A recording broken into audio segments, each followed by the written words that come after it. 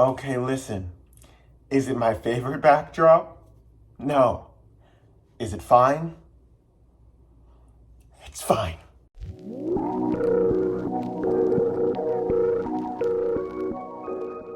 Okay, welcome back to The Protagonist. It's been a little bit. I've been trying to edit this really long video, but don't we love impromptu? Because that is what brings me back again. I wanted to take you guys through book recommendations based off of Taylor Swift songs, TTPD Edition. I was inspired by this because I was sitting in Central Park and I was just texting my friend Caroline, who I've mentioned before, about like songs that have just like driven me insane in relation, and then I realized like the books of the book I was reading when these songs sort of became instrumental, and then like all of a sudden every time I listened to certain songs after I had finished this book, I was immediately back right into their world. So that is what the impetus of this is. So without further ado, also I only have two physically on me because I don't live here full time yet. So these are just the books that I wanted to have as a summer read dash one that it's like a, well, I'll talk about it when I get to it. The first book is, without further ado, The Age of Innocence. Edith Wharton. Came out year 1920, I want to say. This book, if you are a romantic, if you live in fantasy and you disassociate and everything is romanticized and tortured and painful and so full of love and of lust and human desire in its truest, most dumb fashion, it's The Age of Innocence. Why do I say that? Because it perfectly illustrates the fact that we as people have created rules to stop us from feeling how we feel and loving who we love.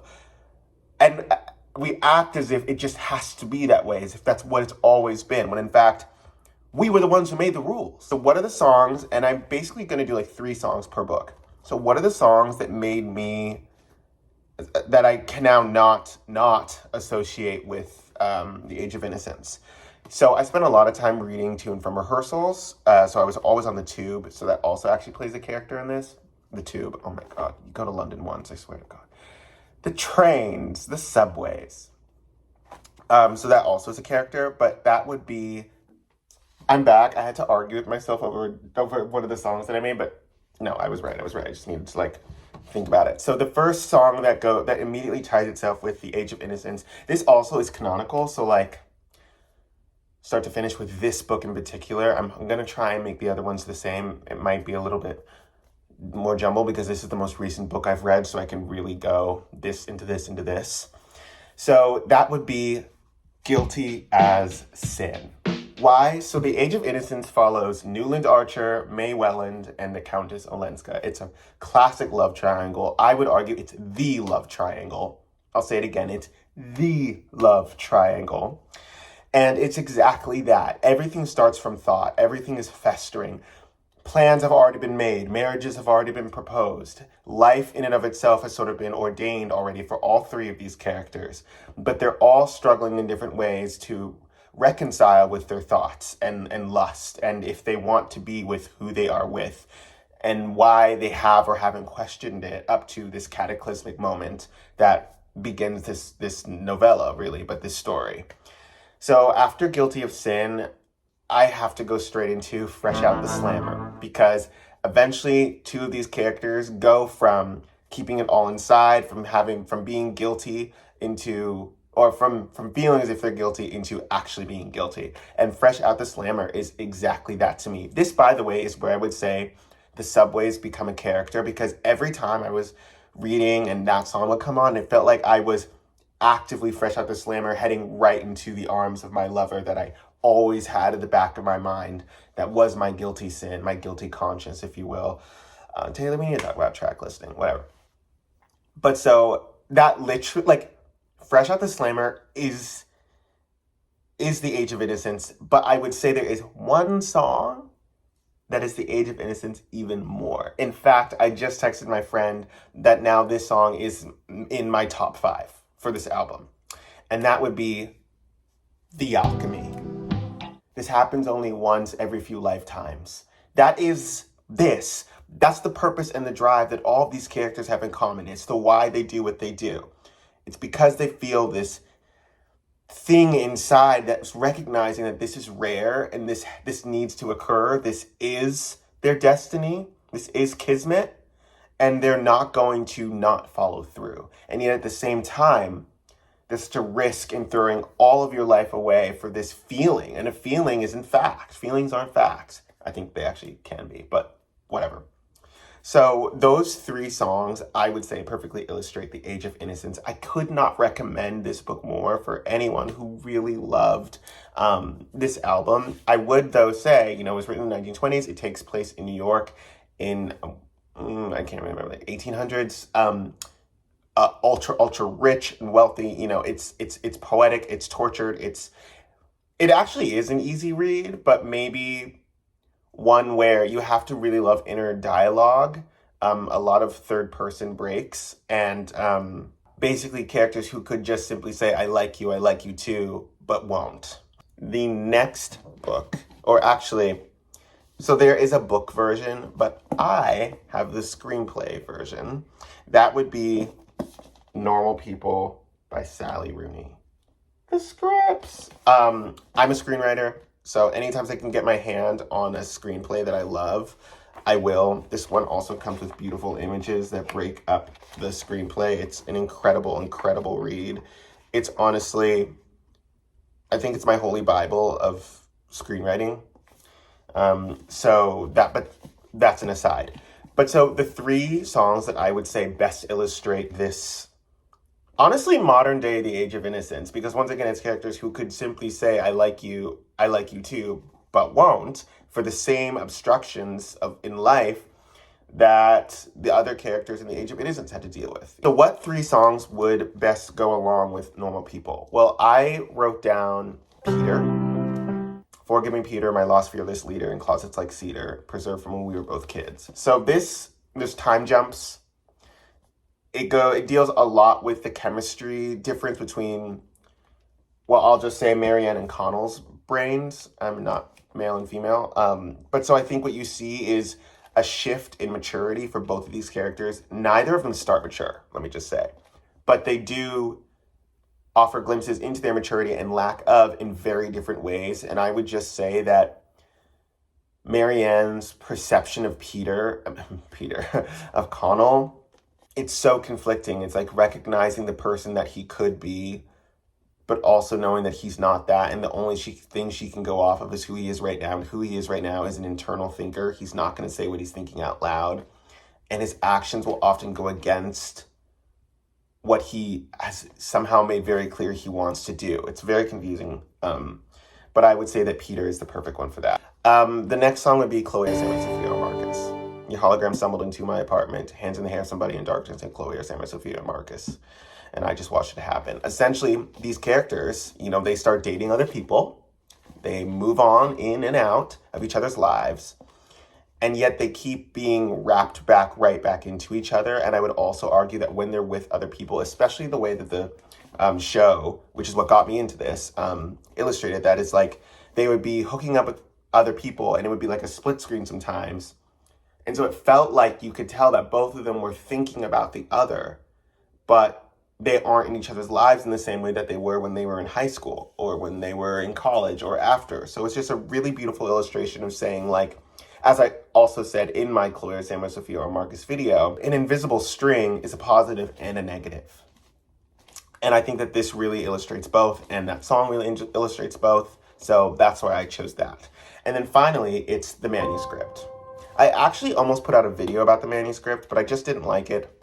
But I love the song, but the video itself. But I would say that in the beginning of the manuscript, not that Sally Rooney's writing would be as quippy as I think Taylor's could be if the excellence is what I hope it would be for this screenplay that she wrote, I think sold to Searchlight. But it's they compared the licenses. He said, I'm not a donor, but I'd give you my heart if you needed it. Like, it's not completely Sally Rooney coded, the author, but it is enough to where you would understand that the way these characters interact with each other is ultimately tortured. It's plain. It's to the point, except not the actual point, and follows, once again, as I think I said with Chloe Sam, Sophia Marcus, and also Peter, different levels of maturity. So those complete the books that I actually have the physical of. But the next book is A Little Life by Hanya Yanagihara. So the first song would definitely have to be I Look in People's Windows. Why? Because this book takes place in none other than the Big Apple. It deals with a lot of characters, people watching. There's a character named Jude who ultimately has physical impairments and some mental that make it so that his life at certain points is through other people. He lives through others a lot of the times, and then others also infantilize and fantasize him. So it's sort of a duality between the two. And I just think that I Look Through People's Windows is the perfect analogy of that. The next one would be The Black Dog. I think that the reason I chose The Black Dog sort of parallels with I Look Through People's Windows, but essentially it's this understanding of what does it mean to move on, and especially in a city where, 8 million people, but you're bound to cross paths with basically everyone you know. And so it's that sort of like take on revenge and of wanting to do something and knowing that, okay, well, when you do move on, when you are with these new people, just know that it won't feel exactly the same. It won't feel like this. The reason I also didn't put this with like normal people, which you could, based off of my explanation, like argue, one is because of the setting, but although the Black Dog's in London, but there's a Black Dog here too. But it's mostly because for me, when she says, there's just something about that connection between watching people move through life and Jude in particular that just feels very Black Dog energy to me, as well as some of the other characters as you get to know them. And finally, the prophecy, because this book is just about sad men who would like to be touched but won't. Okay, the next book is, I really hope I'm saying this right, but The Midnight Library by Matt Haig. So this book deals a lot with grief. It deals with depression. It deals with saying night-night to your life. Ooh, probably can't even say that. But Matt Haig is an incredible writer. He has a book called Reasons to Live, Reasons to Be Alive or Stay Alive. He's dealt with depression and ideations of a certain sort. So this book is fiction, but it deals with a lot of and it's a beautiful read. It is one for, I'm not going to say all ages, but it's not A Little Life. This one really is still fantastical and beautiful, and honestly, I think I need to reread it. But so the songs that I have are Guilty as Sin. I put Guilty as Sin again because we have this character in the beginning who's sort of just questioning what does it mean to live this life. And with Guilty as Sin, it's like, I dream of throwing my life to the wolves or the ocean rocks. She's sort of like counting all the stones and seeing, should I stay or should I go? And I feel as if Guilty as Sin is really encapsulating that. The next song that I have is So Long London. It takes place in London. If I'm not mistaken, I read this in like 2020. And so I just think literally for that reason, but also like kept calm and carried the weight of the rift, pulled him in tighter each time he was pulling away. That duality between life and death, that understanding of should I stay or should I go? I think it also perfectly aligns with that. And then finally, we have I Hate It Here. And I think that literally what's so genius about this book is it is his inner life, the author's. So you actually are given the key. And I think that it's an understanding that she needs to enter this quote unquote midnight library, or like purgatory, if you will, to understand if her inner life, if this offering of new lives or whatever it may be is for the best, is better because she hates her life. Okay, so then my last book for this fun little short video is The Song of Achilles by Madeline Miller. So this book was kind of funny for me. I was trying to think about the obvious connections, and this one really threw me for a loop. I mean, this book takes place so far in the past where like it's hard to necessarily connect them, but I'm just gonna roll down bad, but daddy, I love him, and I can fix him. No, really, I can. And I would I say that he fixed him? Hard to say, but I need to remember these characters' names. My Valentine wouldn't even. So the book follows Thetis as falls in love with Achilles, this sort of like golden sunshine boy. And so I think like Down Bad is very like the minute he sets eyes on Achilles, he's done. He's like, oh, so this is my lover. The alchemy also works. Okay, so I just added that. The alchemy. I'm actually even going to kick out Down Bad. I think the alchemy really speaks to the fact that he's literally like, no, I will die for you. And like, I will literally fight and tooth and nail for you. I might need to say it's a slight spoiler. Yeah. Yeah, okay.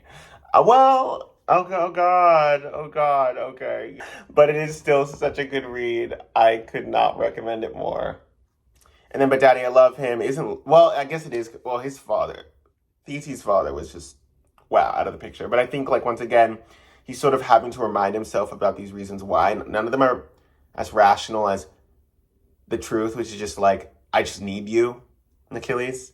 And it also, I guess it's like, I Forgot How the West Was Won, so that already feels sort of old, if you will. So it's just like, sort of jammed it in there. And then finally, I Can Fix It, No Really I Can't, because Achilles is as dumb as a sack of bricks. And Thetis kind of needs to wake him up to be like, girl, do you know what you have? Because you're not acting like you know what you have. Ooh.